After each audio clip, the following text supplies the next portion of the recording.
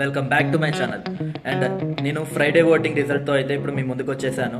Friday voting result ఎలా ఉంది అంటే కళ్యాణ్ అయితే టాప్ ప్లేస్లో ఉన్నాడు. టాప్ ప్లేస్లోనే కంటిన్యూ అవుతున్నాడు లాస్ట్ వీక్ నుంచి.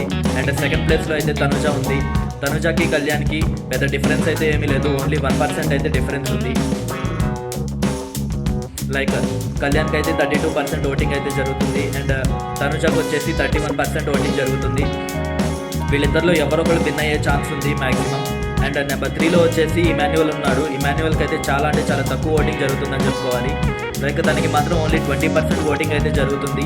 అండ్ ఇమాన్యువల్ థర్డ్ ప్లేస్లో ఉన్నాడు. అండ్ నెక్స్ట్ వచ్చేసి డెమోన్ పవన్ అయితే ఫోర్త్ ప్లేస్లో ఉన్నాడు. డెమోన్ పవన్కి వచ్చేసి 19% ఓటింగ్ అయితే జరుగుతుంది. ఇన్ఫ్యాక్ట్ చెప్పుకోవాలంటే డెమోన్కి అండ్ ఇమాన్యువల్కి అయితే పెద్ద డిఫరెన్స్ ఏమీ లేదు. మ్యాక్సిమం ఇమాన్యువల్ని అయితే డెమోన్ క్రాస్ చేసే ఛాన్స్ కూడా ఉంది. అండ్ నెంబర్ 5లో వచ్చేసి బర్నీ గారు ఉన్నారు.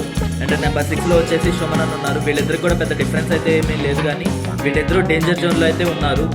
అండ్ నెక్స్ట్ సంజన గారు ఉన్నారు నెంబర్ 7th పొజిషన్లో. అండ్ నెంబర్ 8th పొజిషన్లో అయితే దివ్య ఉంది. మ్యాక్సిమం దివ్య అండ్ సంజన వీళ్ళిద్దరిలో ఒకళ్ళు ఎలిమినేట్ అయిపోతారు. లేదు అంటే డబుల్ ఎలిమినేషన్ ఉంది అని చెప్పేసి రూమర్స్ వస్తున్నాయి. వీళ్ళిద్దరిలో ఒకళ్ళని దివ్యాని కానీ అండ్ సుమనన్నని కానీ వీళ్ళిద్దరిలో ఒకళ్ళని ఎలిమినేట్ చేసి సంజన గారిని ఎలిమినేట్ చేసే ఛాన్సెస్ ఆర్ హై. ఎందుకంటే సంజన గారు ఈ వీక్ తన నోటిదోల వల్ల ఎంత నెగిటివిటీ అయ్యారంటే అందరికీ తెలిసిందే. అది రీతుని గెలికి బద్దాకుల నెగిటివిటీ తెచ్చుకుంటున్నారని చెప్పేసి మ్యాక్సిమం సంజన గారిని అయితే ఈ వీక్ ఎలిమినేట్ చేసే ఛాన్సెస్ ఆర్ వెరీ హై. తను ఇంకా బిగ్ బాస్ హౌస్లో అంటే ఇంకా ఎక్కువ నెగిటివిటీ వస్తుంది తప్ప పాజిటివిటీ అయితే రాదు. సో మీరు ఎవరైనా ఓట్ చేసి సంజన గారిని ఉంచాలి అనుకుంటే బెటర్ ఇమాన్యువల్కి అయితే ఓట్లేయండి. అప్పుడైనా ఇమాన్యువల్ థర్డ్ ప్లేస్లో సెటిల్ అవుతాడు, లేదా తను కూడా 4th పొజిషన్కి వచ్చే ఛాన్సెస్ ఆర్ వెరీ హై.